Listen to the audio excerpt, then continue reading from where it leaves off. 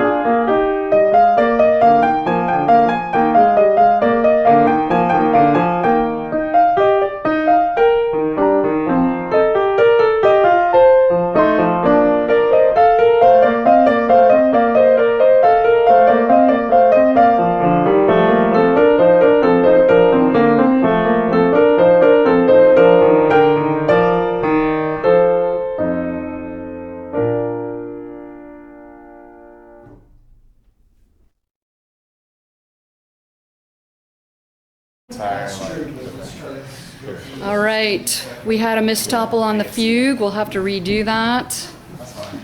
Here we go with the prelude. We are all set up to be topple ready.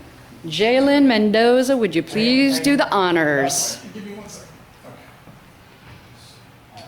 All right. I believe we are ready.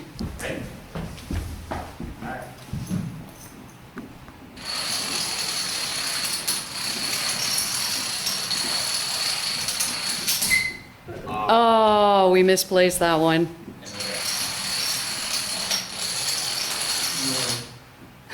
And the chords held us up. The chords. Yeah. Oh, almost.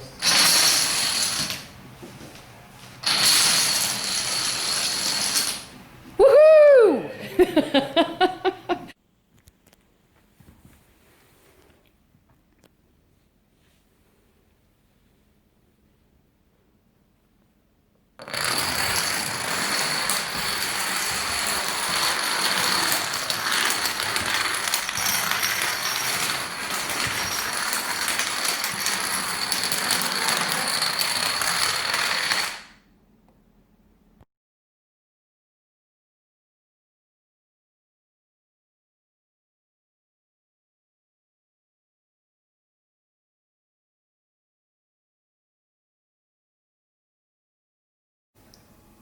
So here we are, inside the piano. I'd just like to show you the resonance.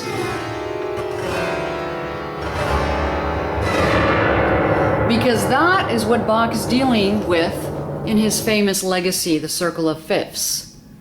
What this represents is that when you set sound into motion,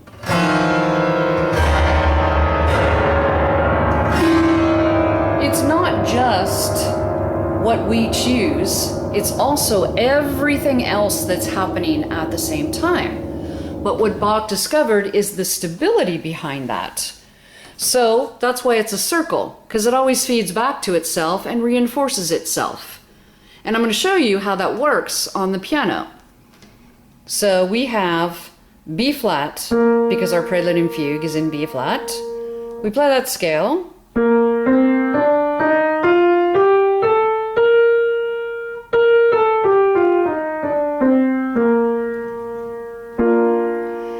And that is our circle. We go up and down in that circle. So within that circle, when we press B flat, we have these keys that will always vibrate out loud.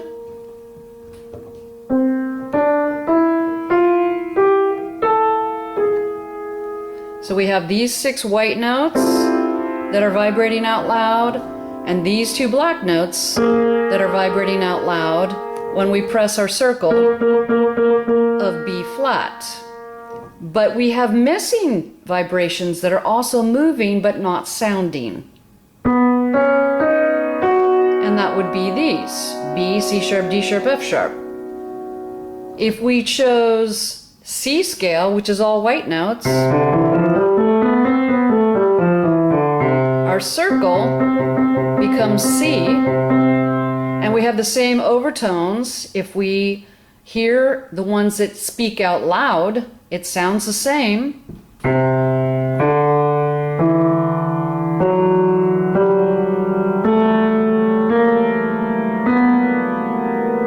We have those, and the missing ones sound the same as the other missing ones. Still that lovely harmonic chord. Or let's try a third, just to be scientific. Key of F sharp, lots of black notes.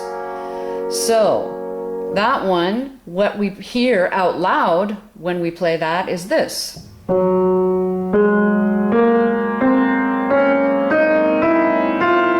Same exact overtones, and the missing ones, same exact missing ones. Okay? So there's always a stable silence as well as a stable sound happening.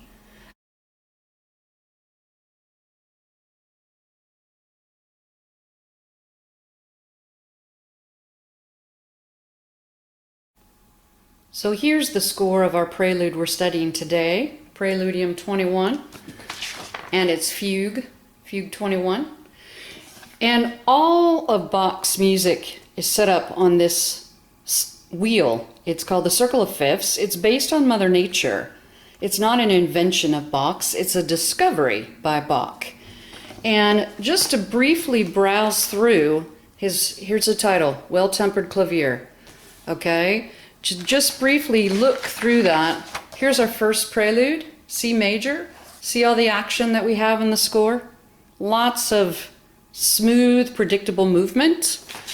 And notice that when we start the theme, we have a lot of resting in the other parts. Okay, we start with one single line melody. Or let's look at Prelude 2. Look at all the beautiful action that we have in the score, right?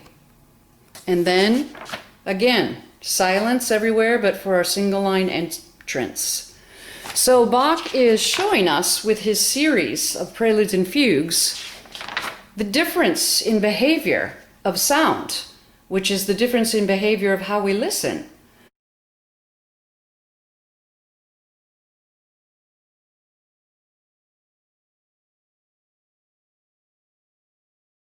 So look at these chords right here. Remember that place in the dominos where the dominos just completely stopped for the prelude? It's because it's like they ran into buildings. Look at our beautiful scales and then boink, stop. So we have to start them over again. Boink, stop. Start them over again. And there's another series of buildings right in the way. And then get the motion going again. And they stop again. So this gives us a chance to listen to these beautiful harmonies, but it requires that we reinitiate our effort every single time. Whereas once we're over here on the fugue, we begin and we don't have a stopping point at all. We just get thicker layers until finally we come to our ending.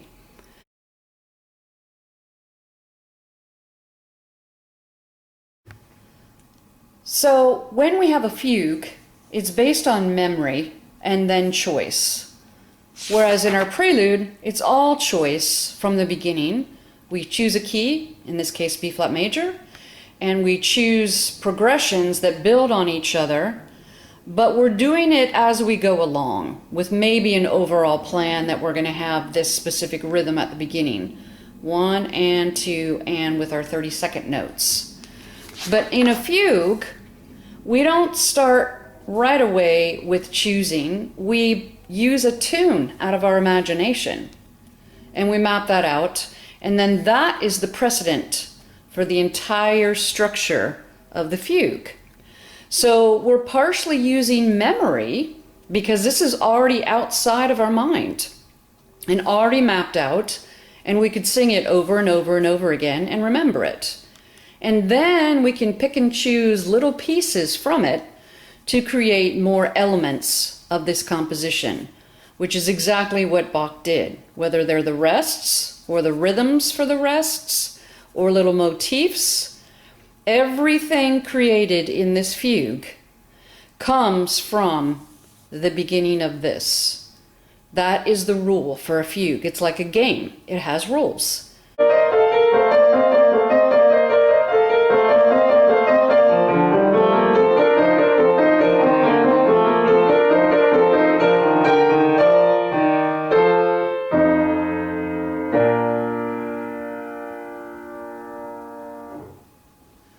Thank you for joining me today with our dominos and Bach's legacy of the Circle of Fifths. I hope you enjoyed our time, and you can listen one more time when we're finished here to the fugue and see if you hear all the entrances. You'll find out the answer of how many there were at the end of that clip. In the meantime, thank you for joining me today. Inside the Music is always an adventure. I hope to see you again. Thank you.